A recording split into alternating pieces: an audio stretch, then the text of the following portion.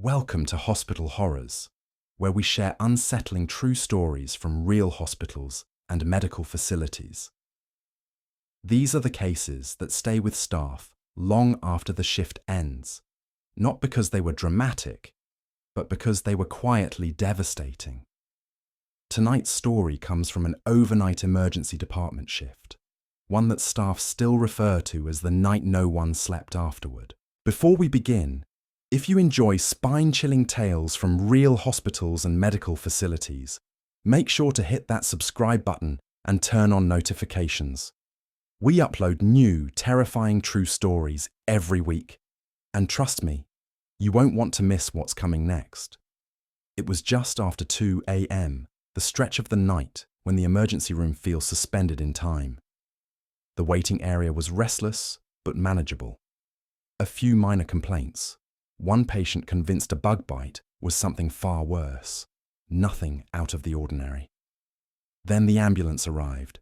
The paramedics wheeled in a woman in her early 50s. She was barely responsive, drenched in sweat, and wrapped in layers of sheets and towels. Movement was difficult, not because she was resisting, but because her body simply wouldn't cooperate. Her husband followed close behind, insisting repeatedly that she had been fine earlier in the evening, that she walked normally, that she had only slipped. The staff exchanged quiet looks. Nothing about this situation supported that story. As the team transferred her to a bed, the smell became noticeable. Not sharp, not chemical. Something heavier, damp, stale. It lingered in the air far longer than it should have. The husband explained, somewhat defensively, that they had tried to clean her before calling for help. When asked how, he described using warm towels. No soap, no water, just heat and fabric. Shortly after, their adult daughter arrived. She was calm to the point of detachment. She repeatedly told staff her mother was just tired and asked if they could take her somewhere else once she rested. At one point, she suggested leaving by taxi. The woman in the bed could barely open her eyes. Initial labs came back fast, and they were alarming. Her white blood cell count was dangerously elevated, indicating a severe infection. Inflammatory markers were off the charts. Lactate levels suggested her body was already struggling to compensate. Kidney function was failing. Blood sugar levels pointed to long-standing, unmanaged diabetes. This wasn't exhaustion. This was sepsis.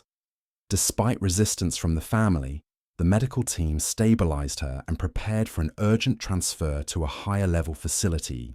But before that could happen, basic care was unavoidable. She needed to be cleaned. 4 staff members worked together, slowly and carefully. When the sheets were removed, the source of the odor became clear. Moisture trapped for too long, skin that hadn't been able to dry or breathe, severe fungal overgrowth hidden in places no one had properly examined in years. Literal fungus, like mushrooms. We're talking colonies, not just irritation or yeast. It wasn't just neglect. It was progression. As the nurses worked gently, trying to minimize pain, the woman suddenly began to scream. Not the sharp cry of fear or discomfort, but something deeper, raw, uncontrolled. Her voice dropped into a register that startled everyone in the room. She cried out for them to stop, twisting her head, her words slurred but desperate. One nurse stepped out briefly to regain composure. The patient was sedated shortly after and transferred under guard to intensive care at another hospital. She died 2 days later. Septic shock. For the staff involved, the case was haunting not because of how it ended, but because of how long it had been allowed to unfold. This wasn't sudden illness. This was the result of years of denial, avoidance, and a system that often only sees people when they finally collapse.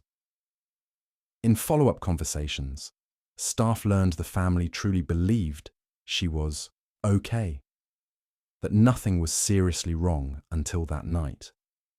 The daughter continued to insist her mother had seemed fine just a day earlier, The lab results told a different story. Some nights in the emergency department are loud, others are chaotic, and then there are nights like this, where the horror is quiet, slow, and entirely real, not caused by monsters, but by what happens when illness is ignored long enough to take over. Have a hospital or medical horror story to share? Email us at hospitalhorrorstories@gmail.com and we might feature your story in a future video.